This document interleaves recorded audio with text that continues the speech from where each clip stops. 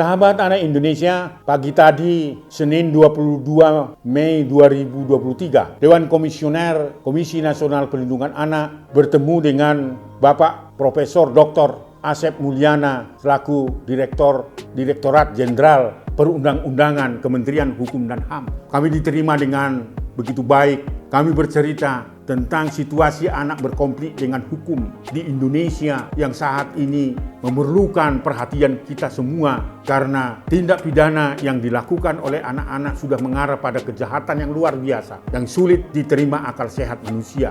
Inilah cikal bakal Komnas Perlindungan Anak mendiskusikan itu di internal Komisi Nasional Perlindungan Anak bahwa dari peristiwa-peristiwa anak yang berkonflik dengan hukum yang usianya semakin mudah menjadikan inisiasi untuk mengusulkan revisi terhadap Undang-Undang 11 tahun 2012 tentang sistem peradilan pidana yang patut untuk dikaji ulang sehingga peristiwa-peristiwa anak berkonflik dengan hukum yang melibatkan anak-anak di bawah 12 tahun mendapat perhatian kita. Apakah ini merupakan tindak pidana ringan, kenakalan anak, atau ini merupakan kejahatan yang luar biasa, yang di luar akal sehat manusia telah dilakukan oleh anak-anak yang sesungguhnya tidak terjadi dalam kehidupan anak. Sahabatku Anak Indonesia, tadi pagi Bapak Dirjen Perundang-undangan Kementerian Hukum dan HAM, Profesor Dr.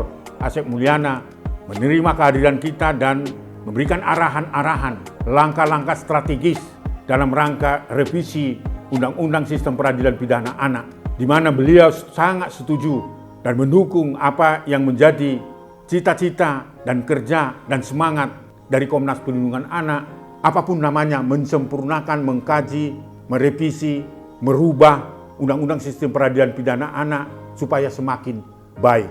Terutama bagaimana kita merumuskan, mencari formulasi apa yang dimaksud dengan kenakalan, tindak pidana ringan, dan tindak pidana atau kejahatan yang berat dan luar biasa. Karena banyak fakta anak-anak berusia di bawah 12 tahun telah terjebak melakukan tindak pidana yang menurut kita semua bukanlah atas kesadaran dari anak yang berusia di bawah 12 tahun ini. Hari ini kebetulan kita menerima pengaduan dari 2 orang ibu di mana anaknya mengalami kejahatan seksual yang dilakukan anak 10 tahun terhadap 2 orang anak, 1 diantaranya berusia 6 tahun, 1 berusia 7 tahun dan masih duduk di kelas 1 SD. Mengalami kekerasan yang dilakukan atau mengalami kekerasan seksual dengan cara-cara yang tidak mungkin kita bayangkan dilakukan oleh anak 10 tahun. Berangkat dari peristiwa ini dan berangkat dari peristiwa kejahatan-kejahatan seksual yang dilakukan anak di banyak tempat, termasuk yang viral yang kita ketahui seorang anak AG berusia 15 tahun yang terlibat di dalam kekerasan yang dilakukan oleh seorang yang berusia di atas 19 tahun, Mario Dandi, dan seorang anak yang menjadi korban di Deli Serdang diperkosa, diikuti dengan pembunuhan dan menghilangkan jejak dengan membuang jasad korban.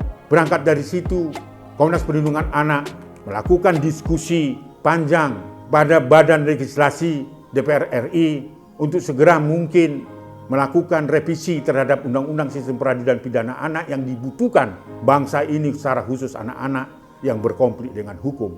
Itulah pertemuan kami dengan Profesor Dr. Asep Mulyana selaku Dirjen Perundang-undangan Kementerian Hukum dan HAM untuk mendapatkan arahan dan rumusan dan pendapat hukum agar itu kami jadikan atau kita jadikan sebagai bahan diskusi sebelum dilakukan diskusi publik yang akan dimotori oleh Badan Legislasi DPR RI yang tentunya dalam waktu dekat kita akan memberikan sumbangsi terhadap pokok-pokok pikiran supaya itu menjadi naskah akademis sehingga revisi itu berjalan dengan baik.